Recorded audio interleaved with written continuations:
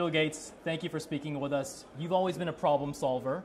Personal computers, fighting tropical diseases. Now you're working to solve climate change. What's the biggest challenge facing you in that fight?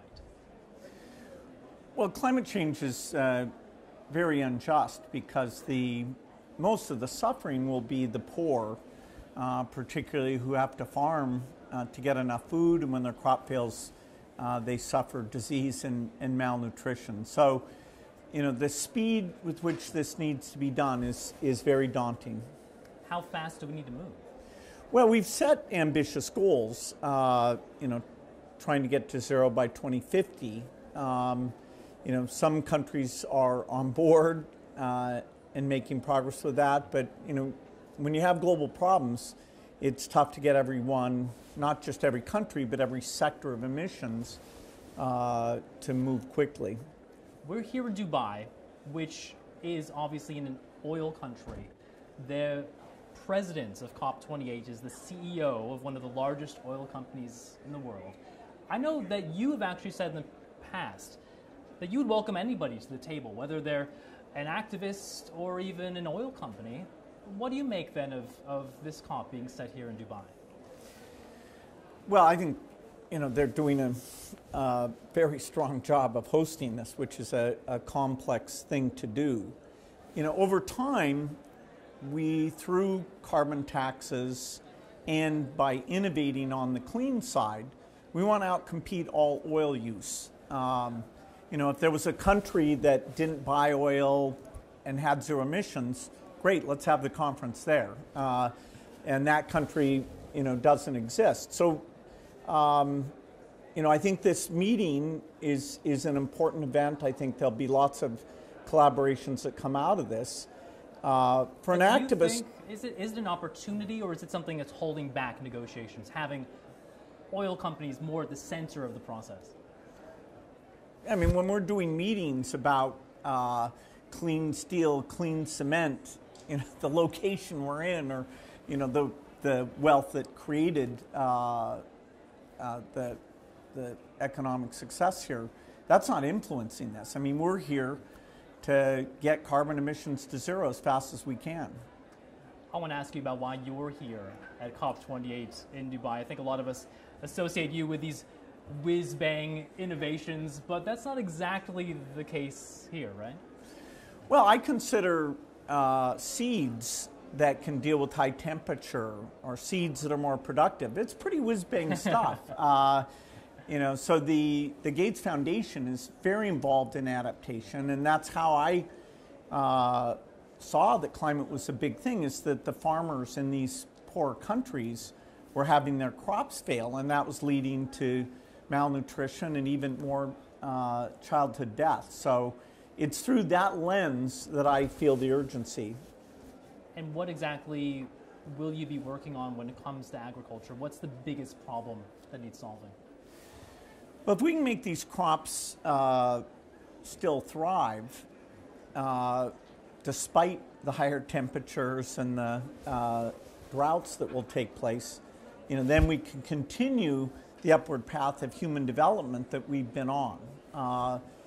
It's important that we lift people out of poverty, because that's when you live in a house that can have air conditioning, and you have a savings account so that if you have a bad harvest, you're not starving because of that. And we owe it to these developing countries to minimize the impacts and to help them adapt. How do you innovate when it comes to agriculture? You said that seeds are whiz-bang to you. What does that mean? How can we change something that seems so fundamental to adapt to these rising temperatures that we're seeing? Well, in the 1960s and 70s, as the Asian populations grew, people worried about widespread starvation. And fortunately, because the CG system that does the seed work came up with far more productive varieties, what was called the Green Revolution. In fact, calories per person in Asia went up during that time frame. And so it was not without some challenges, but that was kind of a miracle. Now we need to take a broader set of crops, including the ones that are used in Africa, And we need to deal with the challenge that the weather is tougher for farming. It's an outdoor activity. Most of it doesn't have irrigation. And so that's where the most suffering from climate will be unless we improve the inputs, including the seeds. Help us put a human face on that problem. I know you've actually visited some small farmers in rural areas. What have they told you? How are they being affected by climate change?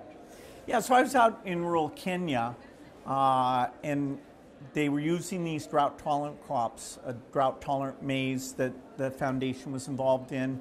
But that woman actually was getting most of her income from the chicken she was raising. And so by taking the genetics of the chicken, the very high productivity ones that are in the temperate zone, and crossbreeding with the chickens that can deal with the heat, she was getting a variety where she was selling the eggs, selling the meat, and thriving.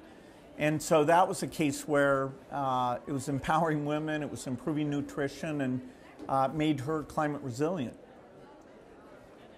How do you now take the problem of agriculture being affected by climate change? We're seeing droughts, we're seeing famines. How do you ramp up the solutions to that? Where will you be looking to put your resources?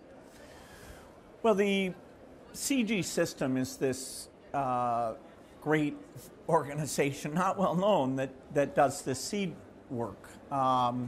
And the Gates Foundation is the biggest funder of that work, and we're encouraging others. You know, if you care about climate, if you care about nutrition, the impact of a dollar that goes in is pretty amazing, because you get millions of farmers each benefiting from the work you did.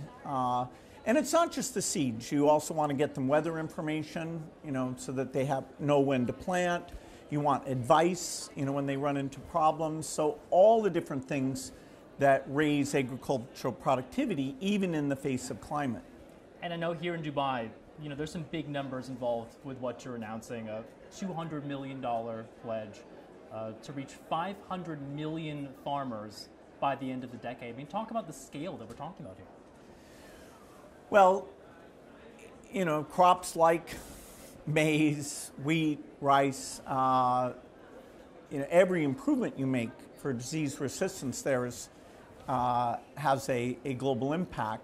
There are crops like some of the beans, sorghum, cassava, that are more important for Africa, and so they've been kind of ignored to date. So the extra resources for the CG system allows them to go after a much broader set of crops than were ever advanced during the first Green Revolution. We're at COP28. That means there have been 27 previous climate conferences. And this is really the first time that world leaders are coming together to focus on food, to focus on adaptation, to focus on the issues facing small farmers. Why do you think it's taken so long? Well, I think a lot of people hoped that the mitigation could go fast enough that we wouldn't have to think about adaptation. And adaptation is more complex. In a mitigation, you see the tons emitted, and you see, okay, what's the cost to get rid of those tons? And you know, we know the areas of emissions, and we need innovations in every one of those. For adaptation, it's forest fires, it's flooding, but overwhelmingly the outdoor activity that's most affected is farming, because most people don't realize the poorest in the world are subsistence farmers. And you talk about adaptation, there's this interesting argument to be made, isn't there, that, oh, well, if you're adapting to climate change, you're throwing in the towel. You're saying that, well, hey, this is going to happen. There's not much we can do about it. Let's prepare for the climate of the future. Where do you come down on that argument? Well, I'm putting billions into accelerating the mitigation efforts. So we need more innovation. We need to go faster on that.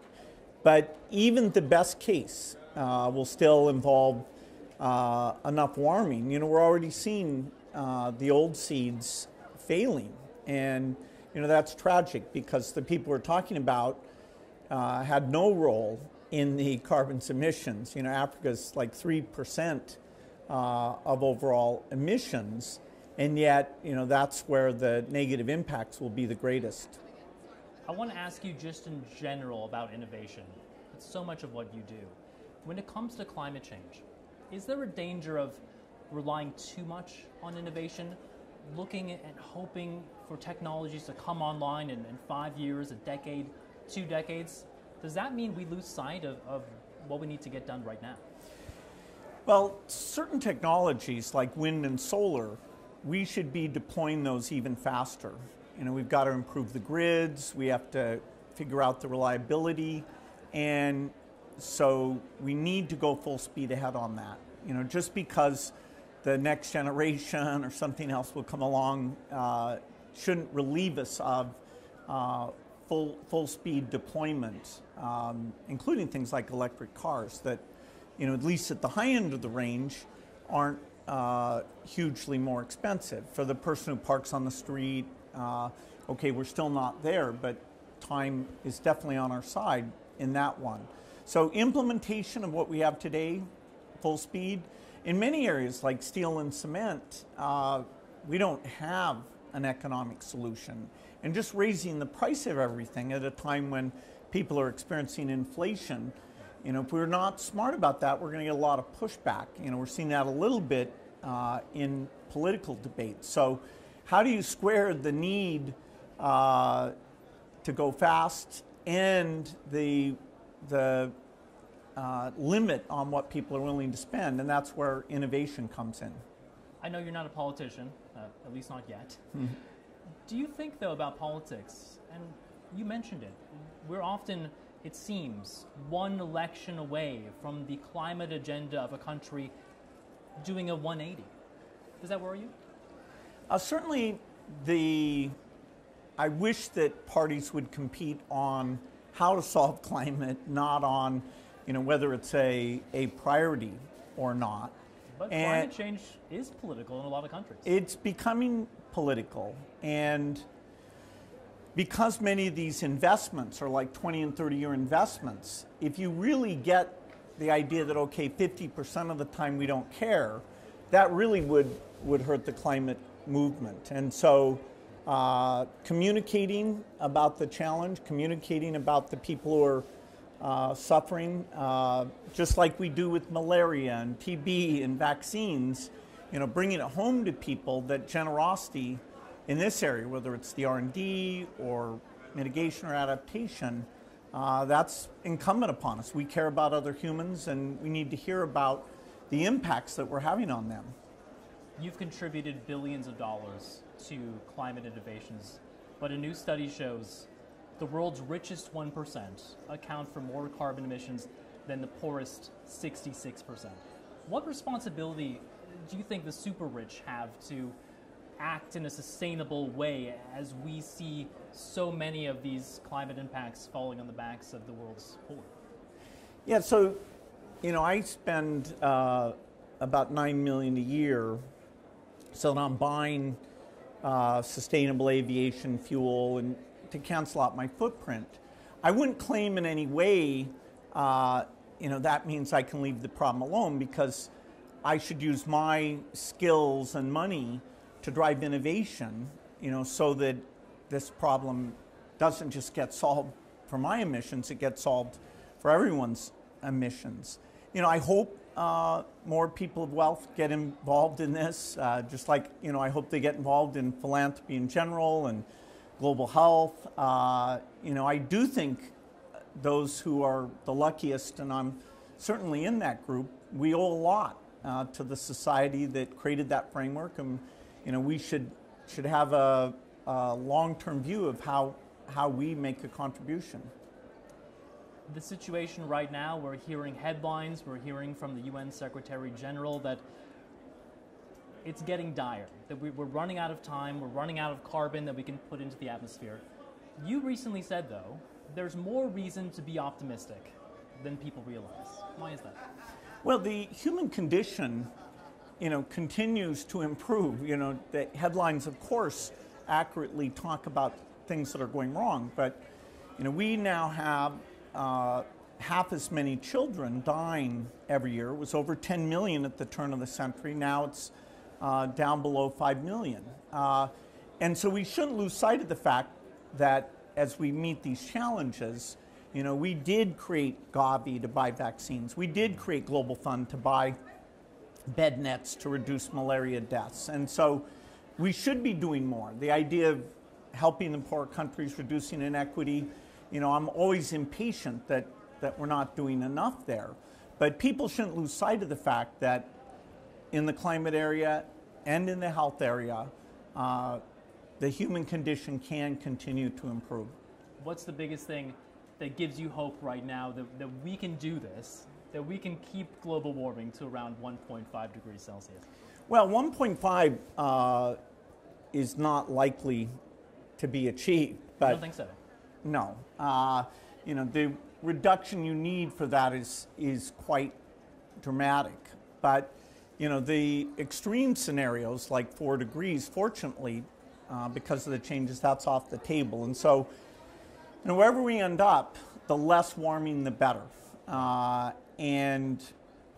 Scaling these things up, it's replacing most of our physical economy. So I've often said this is one of the hardest things we'll ever do. The rich countries have to lead by example and get their emissions down quickly. With innovation, that becomes possible. Bill Gates, thank you for giving us some hope. Thank you very much. Thank you.